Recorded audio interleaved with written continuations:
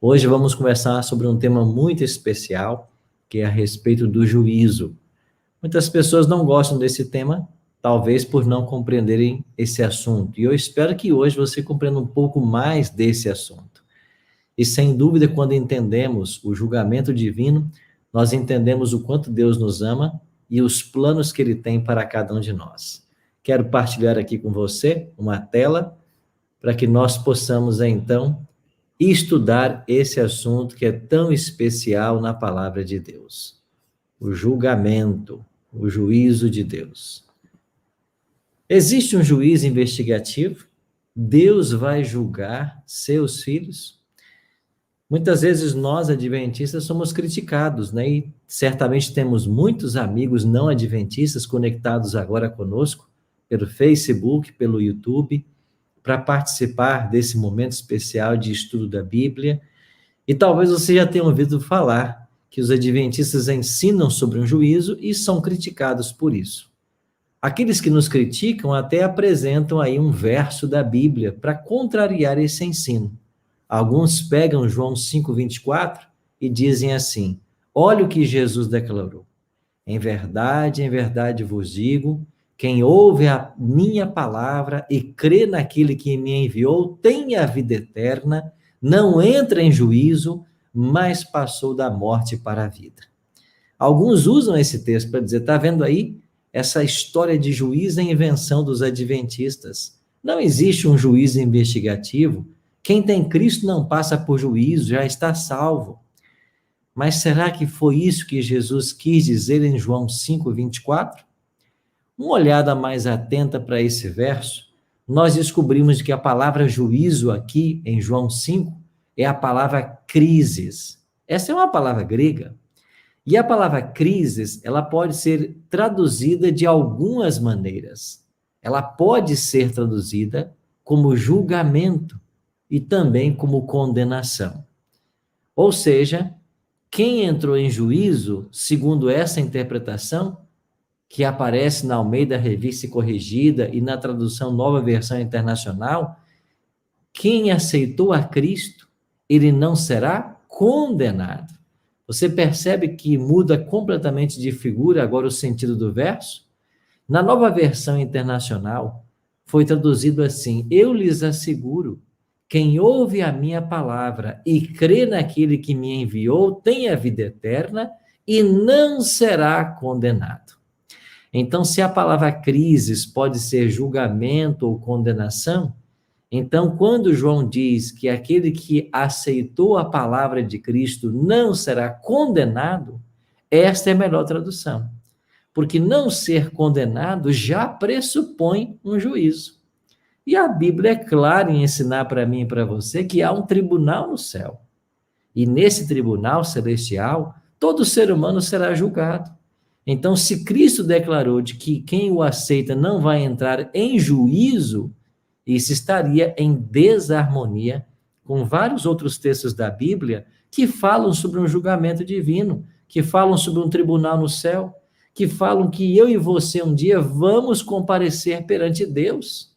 Olha o que diz Eclesiastes 12, versos 13 e 14. Por exemplo, o sábio Salomão escreveu assim: de tudo que se tem ouvido, a suma é: teme a Deus e guarda os seus mandamentos, porque isto é o dever de todo homem, porque Deus há de trazer a juízo todas as obras, até as que estão escondidas, quer sejam boas, quer sejam más.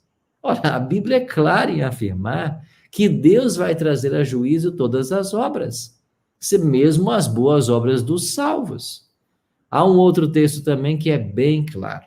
O apóstolo Paulo, na sua segunda carta aos Coríntios, capítulo 5, verso 10, declarou: porque importa que todos nós compareçamos perante o tribunal de Cristo, para que cada um receba segundo o bem ou mal que tiver feito por meio do corpo. Meus amigos, eu e você, vamos comparecer um dia perante o tribunal de Cristo. Não só eu e você, pensem nos homens mais honestos, mais leais da história desse mundo. Vamos falar de Daniel? Sim, Daniel vai comparecer um dia perante o juízo. Vamos falar de José? Sim, José vai um dia comparecer perante o juízo. Vamos falar de Estevão, um homem cheio do Espírito Santo, vai comparecer perante o juízo. Você está entendendo?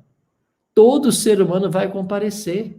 O apóstolo Paulo está dizendo, porque importa que todos nós, ele se coloca.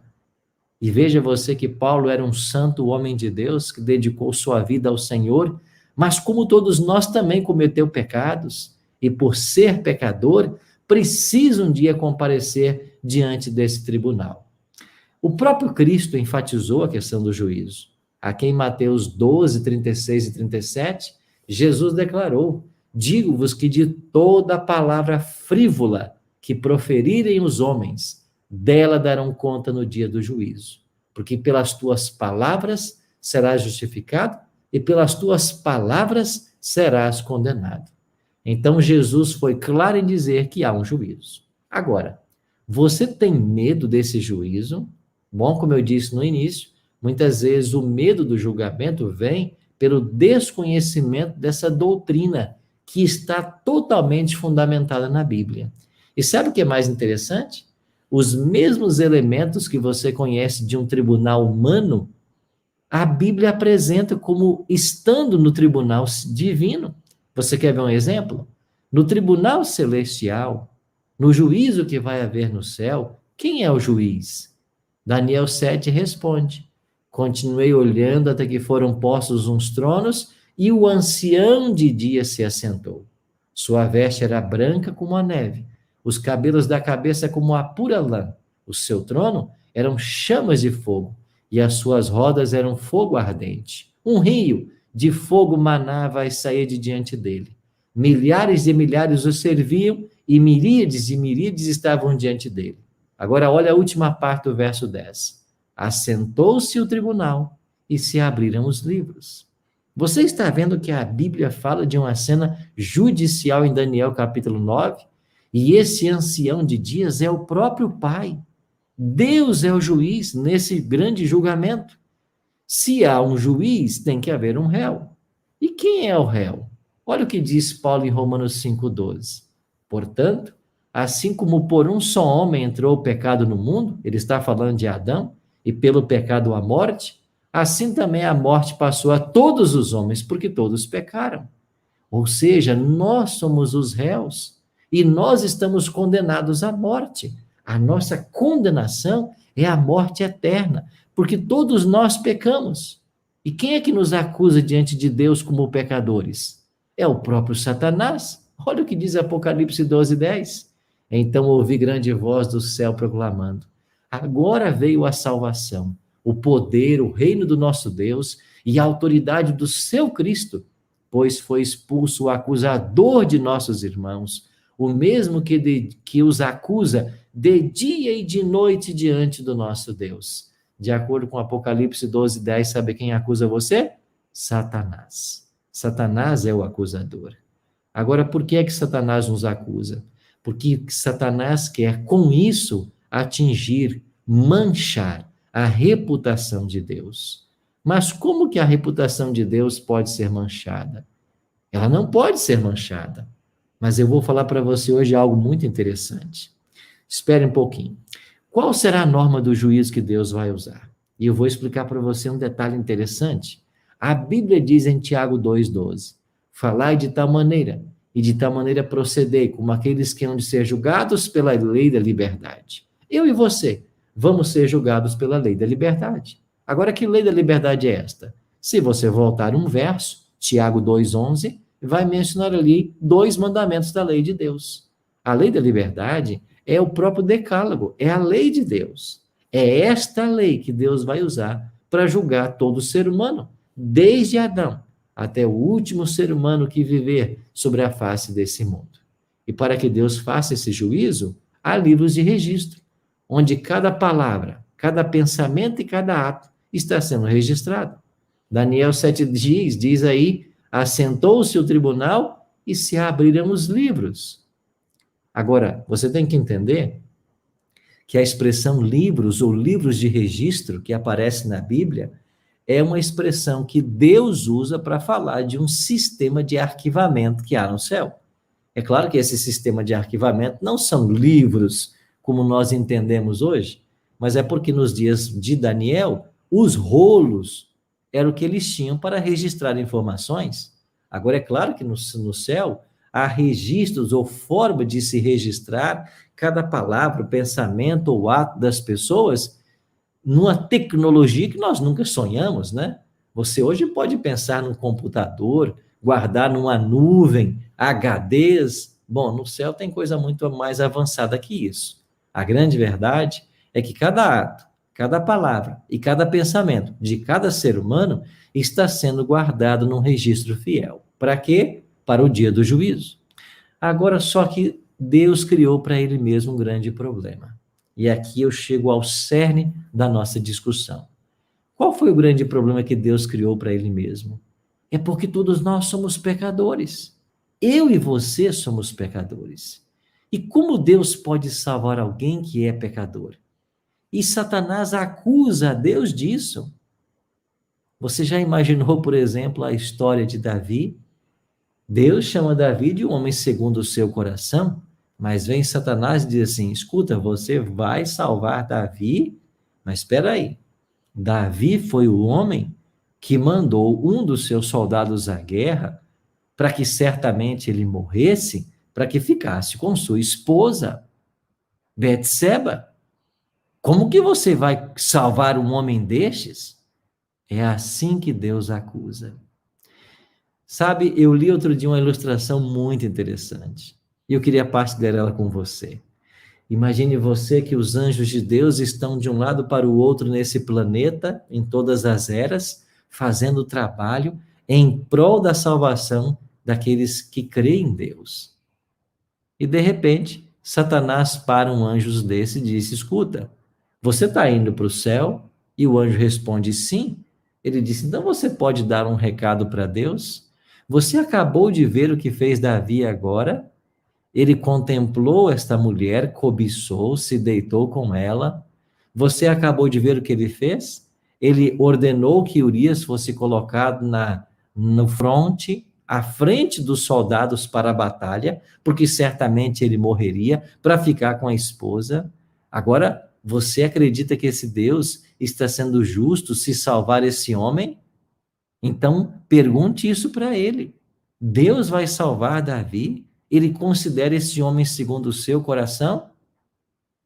E o anjo livra-se de Satanás e voa para o céu. Bom, isso é apenas uma ilustração para explicar melhor o que eu quero que você aprenda agora. E quando o anjo chega no céu, ele começa a pensar naquilo que Satanás disse para ele, e muito constrangido, em algum momento ele se aproxima de Deus e disse: Senhor, Deus, o senhor pode me explicar uma coisa?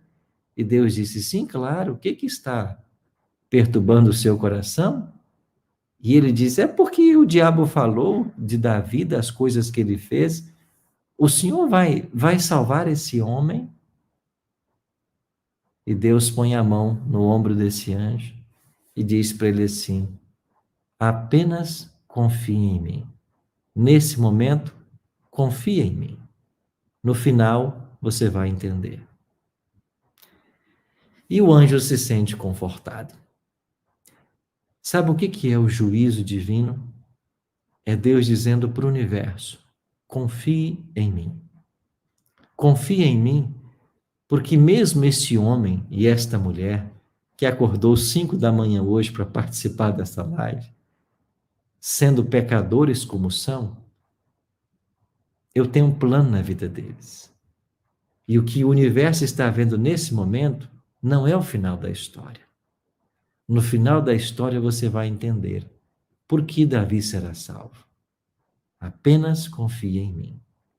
É isso que Deus faz no julgamento. Ele pede que o universo confie nele, porque quando o juízo terminar, vai ficar patente para todo o universo que Deus foi justo em salvar estes e condenar aqueles. Por que há livros de registros no céu? Deus precisa registrar alguma informação, mas Deus não é onisciente, ele não sabe todas as coisas. Por que é que tem que registrar algo no céu? Amigo, O registro celestial não é por causa de Deus. O juízo não é por causa dele. Os registros e o juízo é por causa do universo. Porque tem que ficar bem claro para esse universo quais os critérios que Deus usa para salvar uma pessoa e condenar outra. Deus não pode ser acusado de nada. E o juízo vai provar, vai deixar claro de que ele foi justo, que ele foi honesto, de que ele foi amoroso, misericordioso em salvar aqueles que se arrependeram. Agora, olhe com atenção o que eu vou dizer para você. Deus criou um problema para si, porque ele só pode deixar entrar no céu pessoas absolutamente perfeitas. Se houver uma só falha em nossa vida, nós estamos fora. Essa sentença que você está lendo nesse slide, ela é completamente verdadeira. Então Deus criou um problema para ele, porque se ele pode deixar entrar no céu pessoas absolutamente perfeitas, sem uma única falha, todos nós estaremos fora porque nós somos pecadores? Não porque Deus resolve o problema. E como ele resolve isso? Ele providencia um advogado. Olha o que diz a palavra de Deus: filhinhos meus, essas coisas eu vos escrevo para que não pequeis. Tudo foi escrito para que nós não pecássemos. Aí João diz assim: se todavia alguém pecar, nós temos um advogado junto ao Pai. Então, se Deus é o juiz, se eu sou o réu, se Satanás é o acusador, se a lei é a norma do juízo, eu também tenho que ter um advogado. E esse advogado junto ao Pai é Jesus Cristo. E é ele que intercede por mim. É ele quem consegue a minha absolvição.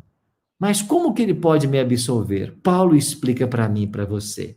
Paulo diz assim em Romanos 3:20: visto que ninguém será justificado diante dele por obras da lei, em razão de que pela lei vem o pleno conhecimento do pecado. Então, compreenda uma coisa, meu amigo, minha amiga: você não vai ser justificado diante de Deus por causa das obras da lei, por causa das coisas que você faz, por causa dos mandamentos que você guarda. Não é isso que vai justificar você diante de Deus. Paulo continua: mas agora sem lei se manifestou a justiça de Deus, testemunhada pela lei e pelos profetas. Sabe o que é que vai nos salvar no tribunal divino? Não são as nossas obras, não são as nossas obediências, as coisas boas que fazemos, é a justiça de Deus, que se manifestou sem lei. A justiça de Deus. Paulo continua: justiça de Deus mediante a fé em Cristo Jesus, para todos e sobre todos os que creem, porque não há distinção, pois todos pecaram e carecem da glória de Deus. Então nós seremos salvos pela fé na justiça de Deus. Nós somos justificados pela justiça de Cristo, e isso é mediante a fé. Então uma pergunta tem que ser respondida hoje: o que é justificação pela fé? Caminho a Cristo, um livro da autoria de Ellen G. White, na página 62. É um dos textos mais ricos que eu conheço na minha vida. E eu queria partilhar esse texto com você, porque esse texto ele é claro. Ela escreveu assim: era possível, guarde as palavras, era possível a Adão, antes da queda, formar um caráter justo pela obediência à lei de Deus. Gravou o que eu li agora? Era possível a Adão, antes da queda, formar um caráter justo pela obediência à lei de Deus. Mas deixou de o fazer, e devido ao seu pecado, nossa natureza, a minha e a sua agora, acha-se decaída, e não podemos tornar-nos o quê? Justos. Nós não podemos. Visto como somos pecaminosos, profanos, não podemos, mais uma vez ela diz, nós não podemos obedecer perfeitamente a uma lei santa. Não possuímos justiça em nós mesmos, com a qual pudéssemos satisfazer as exigências da lei de Deus. Ficou claro para você isso? Agora vem uma conjunção adversativa. Mas, guarde isso no seu coração, mas Cristo nos proveu um meio de escape. Então só há uma forma de escapar: a condenação, a morte eterna. E foi Cristo quem proveu esse meio de escape. Qual é o meio de escape que ele proveu? Ela continua: viveu na terra em meio de provas e tentações, como as que nos sobrevêm a nós. Viveu uma vida sem pecado, morreu por nós e agora se oferece para nos tirar os pecados e dar-nos a sua justiça. Ficou claro isso? Ele tira os nossos pecados e nos oferece a sua justiça. Qual é a condição? Se vos entregardes a ele e o aceitardes como vosso Salvador, sereis então, por mais ou por pecaminosa que tenha sido vossa vida, considerados justos por sua causa. O caráter de Cristo substituirá o vosso caráter e sereis aceitos diante de Deus exatamente como se não houvesseis pecado. Glórias a Deus! Maravilhoso texto! É o que Paulo nos ensinou. Não são as nossas obras, não é a nossa justiça, é a justiça dele. Por mais pecaminosa que seja a nossa vida, se nós o aceitarmos, se nós nos entregarmos, nós seremos considerados como se nunca antes houvéssemos pecado. Então, meu amigo, só há uma solução. Sabe qual é? Se lançar aos braços de Jesus. Porque por mais impotente que você seja, ele é todo-poderoso. E sabe o que Cristo faz? Ele arranca a sua veste de imundície.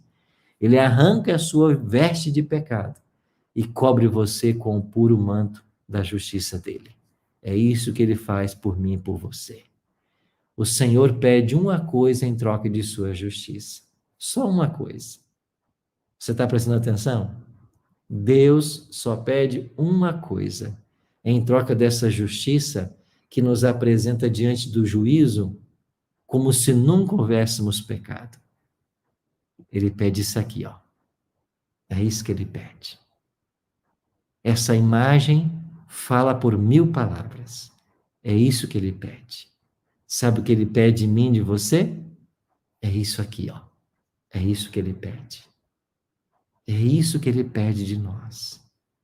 Sabe o que ele quer de você? Fé. É isso que ele quer.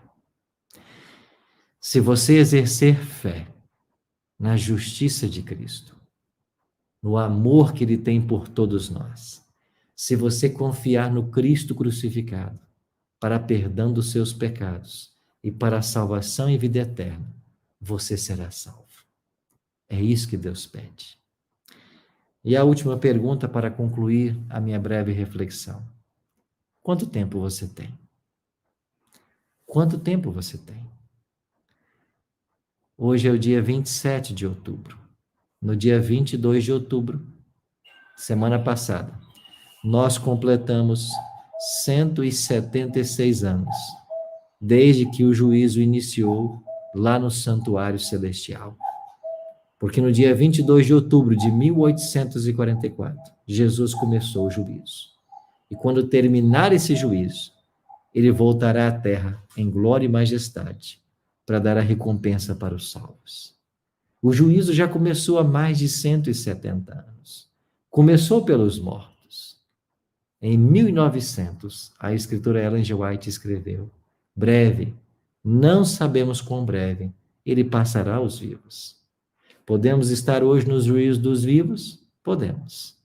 E quando cada nome é apresentado, nós não podemos ser salvos confiados em nossa justiça, na nossa obediência falha.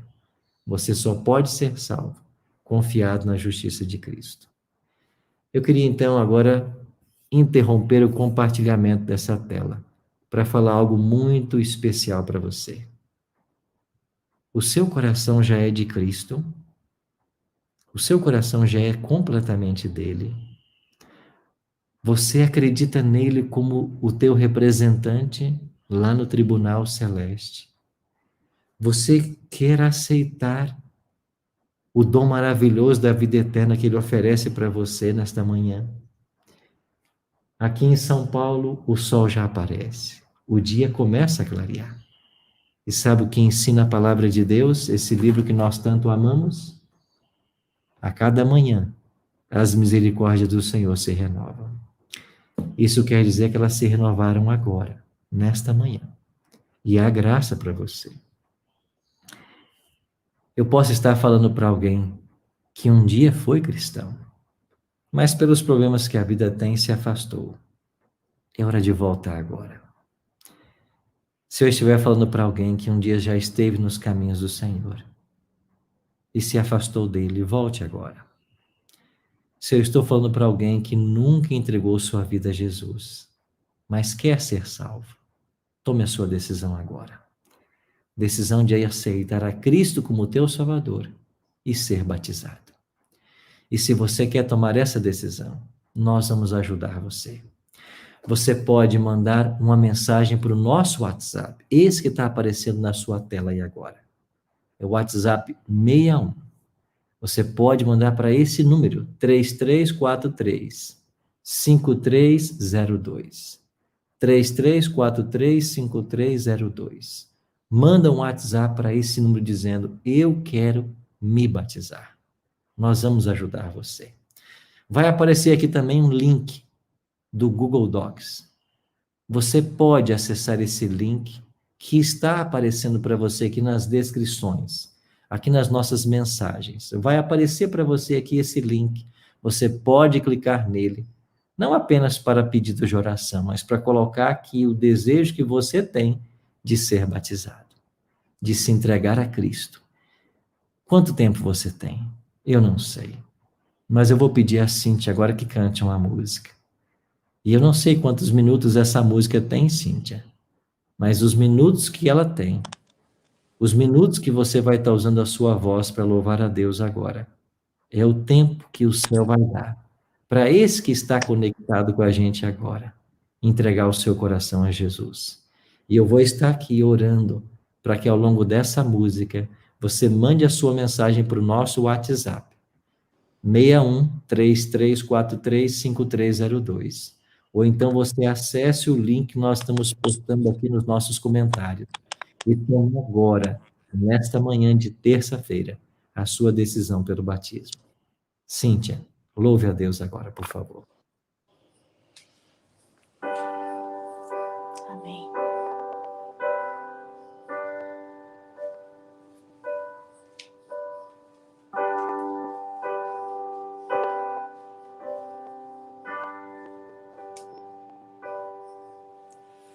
Deus, eu tô aqui pra te falar que eu tô abrindo mão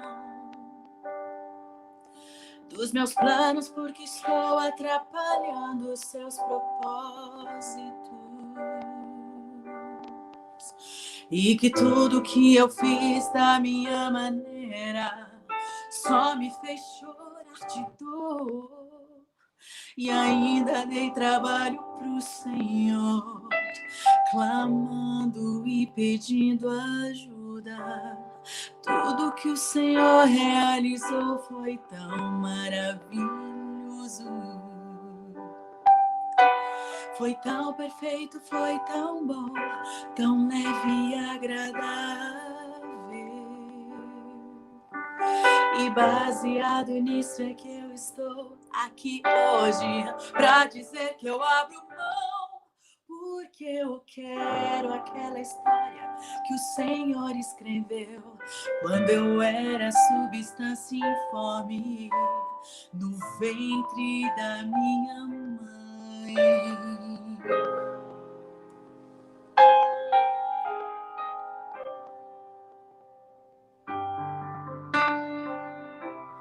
Pega minha vida e faz o que quiser. Pega o que está fora e volta pro lugar. Mexe e me leva de volta pro projeto original.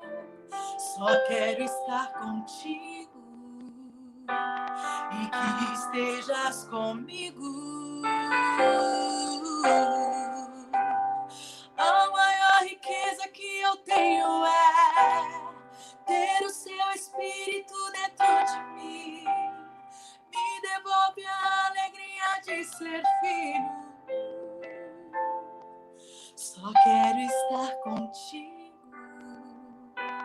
e que estejas comigo.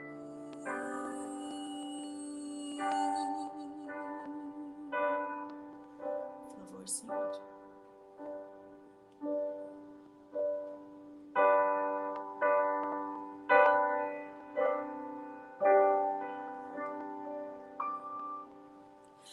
Deus, eu tô aqui pra te falar que eu tô abrindo mão dos meus planos porque estou atrapalhando os seus propósitos. E que tudo que eu fiz da minha maneira só me fez chorar de dor. E ainda dei trabalho pro Senhor, clamando e pedindo ajuda. Tudo que o Senhor realizou foi tão maravilhoso. Ele é. Foi tão perfeito, foi tão bom, tão leve e agradável. E baseado nisso é que eu estou aqui hoje, pra dizer que eu abro mão, porque eu quero aquela história que o Senhor escreveu quando eu era substância informe no ventre da minha mãe.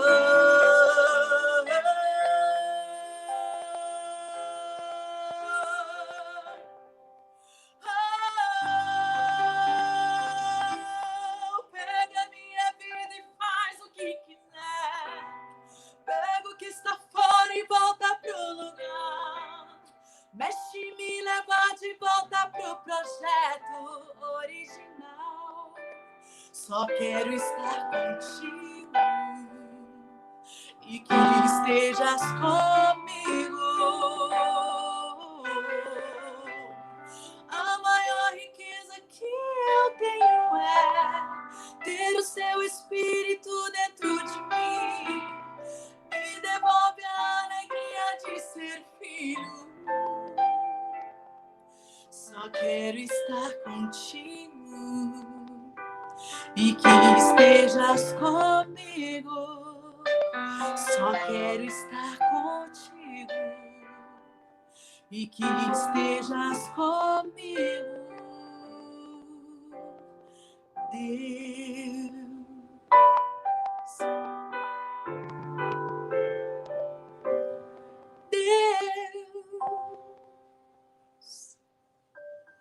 É isso. Obrigada, pastor Arilton, pela mensagem. Amém, Cíntia. Louvado seja Deus. Eu amo essa música, já falei para Cíntia. Sabe por quê? Porque ela diz assim: me devolve a alegria de ser filho. E quando a música diz essa frase, eu me lembro da experiência do filho pródigo, de alguém que andou longe da casa do pai, mas voltou aos braços de amor. Meu querido, a sua história não está completa ainda. Ela não terminou. Receba nessa manhã a alegria de voltar à casa de Deus, aos braços do Pai, de ser filho novamente. Entrega o teu coração a Jesus. Aceite a Cristo como teu Salvador pessoal. Tome a decisão pelo batismo agora. Se a tua história não foi perfeita, como perfeita não foi a história de Davi, que teve grandes pecados na sua vida, mas esse anjo ouviu dos lábios do Senhor, na nossa história hipotética de hoje, mas a Bíblia ensina isso para mim e para você. Deus está dizendo: confia em mim, porque no final da história, o meu projeto vai se realizar na vida de Davi, na vida da Maria, do Paulo, do Nivaldo, na vida da Joana, na sua vida, Alice. Ele vai completar a obra que ele começou. Mas você precisa tomar agora a decisão. Por isso, mande sua mensagem para o nosso WhatsApp. Está aí na tela. Diga assim: eu quero me batizar. Nós vamos ajudar você. Clique nos comentários aqui, no link que nós estamos postando no comentário agora. Um formulário do Google Docs. Coloque ali o seu nome, o seu telefone. Nós vamos ajudar você. Louvado seja Deus por aqueles que estão se decidindo nessa manhã. A alegria no céu por um único pecador que se arrepende. Mas certamente teremos muito mais essa manhã, porque Deus tem um plano lindo para você. Ele quer tirar a sua veste de imundície e cobrir você com o puro manto da justiça de Cristo. E eu queria orar por você agora, orar por essa decisão. Pai Santo, obrigado porque a tua palavra nos ensina em Romanos capítulo 3, de que não são nossas obras, nem nossa justiça própria, que um dia nos colocará nos céus, mas é a justiça de Cristo, justiça que ele conquistou por uma vida perfeita, por uma vida santa e por uma morte vicária na cruz por todos nós. Obrigado, bom Deus, porque o teu chamado para nós nessa manhã é para voltarmos para casa, porque na casa do Pai nós temos um lugar como filhos. E a despeito de voltarmos com nossas vestes imundas, maltrapilhas, com cheiro de porcos, o Senhor a si mesmo nos abraça. O Senhor põe em nossos pés a sandália, em nosso dedo o anel, e prepara para nós uma festa com uma nova vestimenta. Essa é a vestimenta da pura justiça de Cristo, aquele que se fez homem para ligar mais uma vez o céu à terra. Louvado seja o teu nome. Obrigado, Pai, pelas decisões que estamos testemunhando nesta manhã. Que os teus filhos agora entreguem-se completamente e que nós nos preparemos para o glorioso dia da tua volta. É a nossa oração. Em nome de Jesus. Amém.